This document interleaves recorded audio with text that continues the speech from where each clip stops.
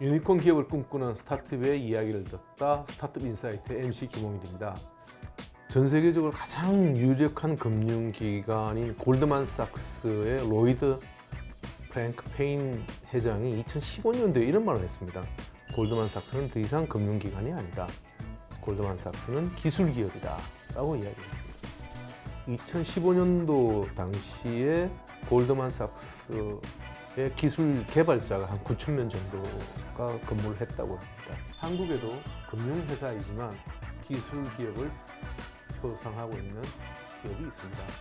카카오뱅크인데요. 이런 기술 기업에 있어서 최고 기술자로 일하고 계시는 정규돈 CTO님을 모시고 카카오뱅크, 카카오, 그리고 기술 기업, 그리고 혁신에 대한 이야기들을 들어보도록 하겠습니다.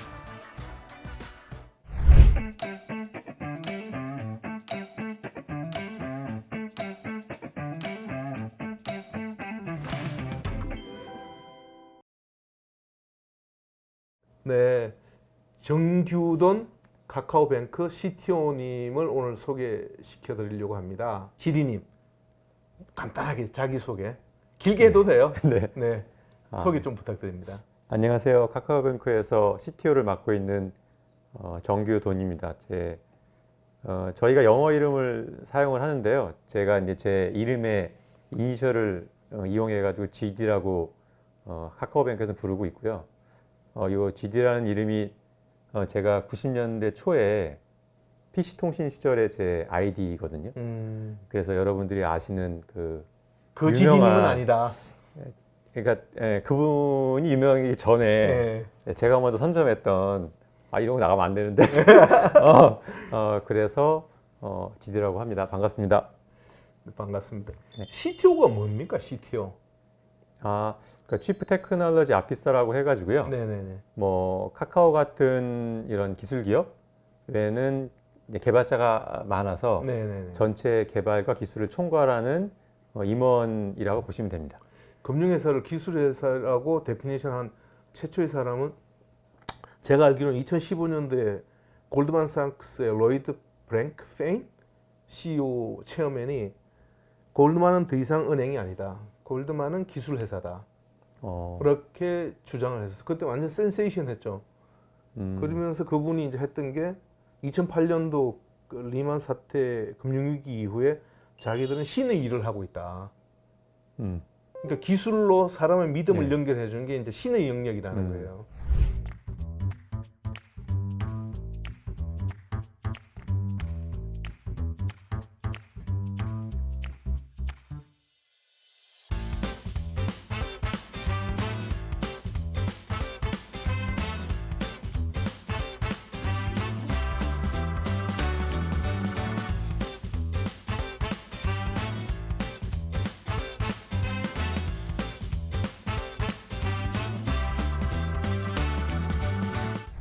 일반인 시각에서 은행이라는 것과 기술 기업이라는 것은 받아들이는 개념이 아주 많이 차이가 나거든요. 네네. 저희보다 더 먼저 이제 골드만삭스 같은 아주 유명한 세계적 그 은행이 했다는 걸 보니까 저도 놀랍긴 한데요. 그러니까 카카오나 뭐 주로 이제 판교에 있는 기업들이 온라인 디지털 기업이잖아요. 그러니까 이 디지털이라는 이 세상을 이루는 가장 중요한 요소가 기술이긴 하거든요. 지금 카카오 같은 경우는 이런 기업이 은행 섹터로 이제 온 거죠. 그게 카카오뱅크고 여기서 혁신을 어떻게 이제 할까라는 고민을 당연히 하게 됐고 이게 운 좋게 아니면 어떤 시대의 트렌드이기도 한데 이제 아이폰이 나온 이후로 세상이 완전히 바뀌었거든요. 저는 비유를 이렇게 해도 들거든요. 마차에서 차가 나온 정도? 마차에서 차가 나왔다. 이제 요 도시라는 물리적 공간에서만 서로 연결되어 있는 상태에서 갑자기 이제 90년대 인터넷이 빵 터진 거죠.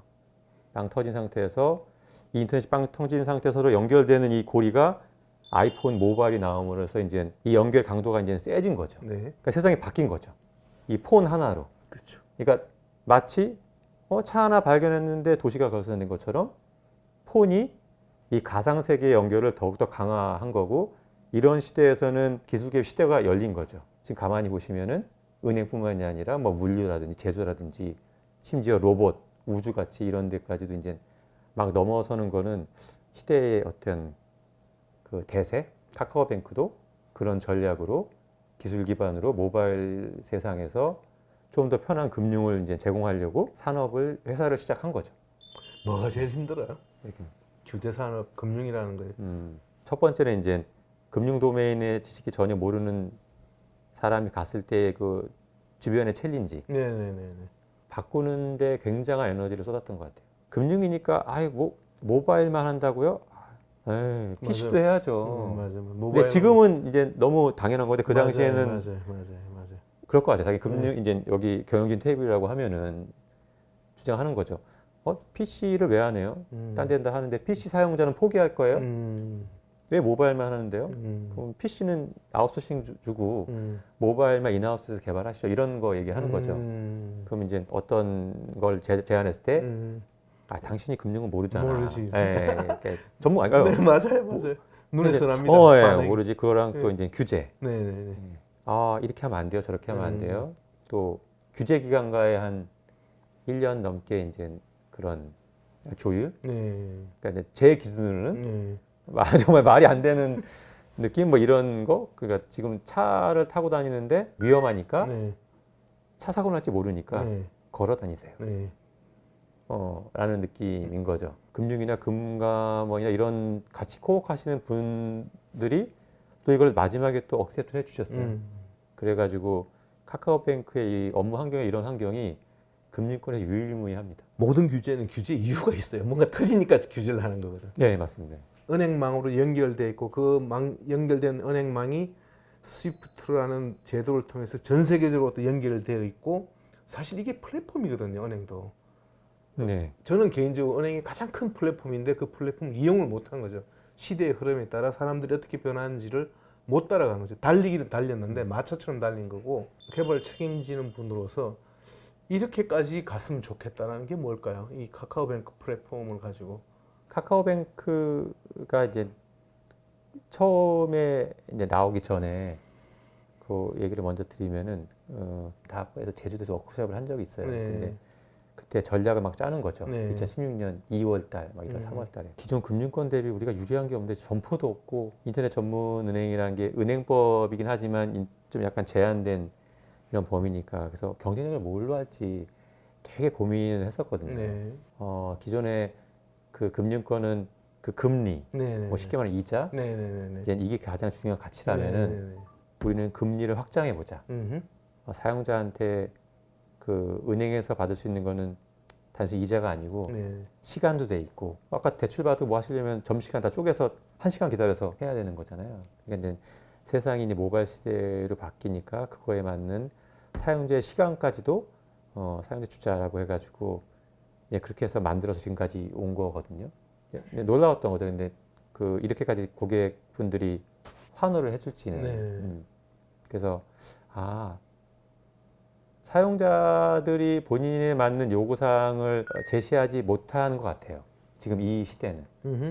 왜냐하면 경험이 없으니까. 그래서 더 나가고 싶은 건 저희 시즌2를 하고 있는데 저희가 해결해야 될 게 많은 게 은행은 굉장히 많은 작업들이 이제 사람에 의존해요. 그게 이제 FDS 같은 프로드 디텍션이라 해서 의심 거래라든지 고객센터라든지 이 모든 것들을 디지털로 전환하고 싶습니다. 그리고 거기에는 AI 기술이 되게 많이 들어가서 그 향후 10년 뒤에 은행의 본질은 그대로인데 은행의 모습은 다를 것 같거든요. 어떤 모습은 모르겠는데 그러니까 지금까지는 카카오뱅크가 저는 기준을 세웠다는 자부심이 있어요. 그래서 다른 여타 인터넷 전문은행이라든지 아니면 다른 핀테크나 다른 것도 저희를 기준으로 시중은행도 근데 이 기준을 또 하나 만들고 싶은 거죠. 우리가 이제 놓치고 있는 것 중에 하나가 이제 카카오도 스타트업이었거든요. 아무것도 없이 시작한. 본인도 그랬고 어떻게 보면 공동 창업자 비슷하게. 지금 스타트업을 꿈꾸거나 스타트업을 하고 있거나 그런 분들인데 해주고 싶은 말이 있다면 뭘까요? 내가 이때까지 해보니까 이랬다.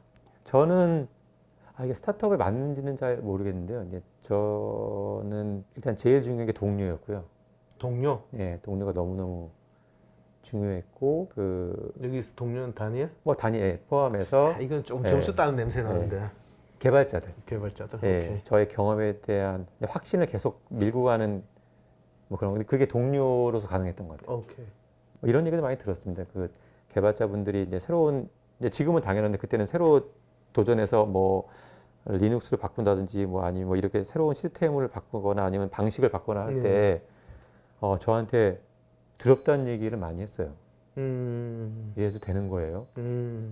그럼 이제 제가 항상 얘기를 하거든요. 만약 1년 뒤에 또 다시 만나면은 기존에 했던 대로 그대로 하면은 성공해도 우리가 만족할까? 그래서 항상 저는 1년 뒤를 보라고 하거든요. 근데 1년 뒤를 생각해서 만약 힘들지만 1년 뒤에 이거를 안 하는 게 더 후회될 것 같아라고 시작하면 하면 돼요. 예. 그런 기준을 많이 얘기했죠. 그래서 분명히 도전적인 부분이 있거나 여러 이슈들이 아마 스타트로 생기실 텐데 동료들을 믿고 본인이 맞다고 하는 것들에 대해 도전을 하되 딱 기준을 1년 뒤로 잡으시고 1년 뒤에 내가 기존의 내 주장이 아니고 다른 걸 따랐을 때 그 성공이 반쪽짜리 성공처럼 비칠 수 있으니 그런 여러 가지의 동료와 기준들을 세워놓고 도전을 하시면은 좀 더 추진력이 생기지 않으실까? 뭐 제인데 필요한 이야기를 해주셨네. 그래요? 저도 스타트업이잖아. 지금 내 직원 4명 가지고 하고 있는 스타트업을 도와주는 투자하는 스타트업 회사니까 우리도 요즘 많이 힘들어요. 근데 참 좋은 말씀이시네. 제 누구인데 해줄 말이 아니에요. 제가 듣고 저인데 딱 들어맞는 이야기네요. 금융 혁신하는 거 쉽지 않죠.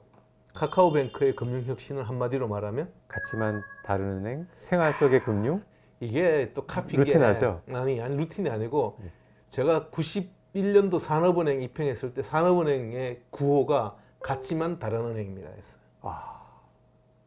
역사는 반복된다. 금융의 혁신, 삶에서의 금융을 혁신한다. 참 쉽지 않아요. 지금 이제 모바일에서 모든 걸 하고 있는데 결국 이제 그거를 하기 위해서는 좋은 개발자를 많이 뽑아야 되는 건데 그 개발자들인데 한마디 하세요. 오시라고. 그 기쁨이 얼마나 큰 건지.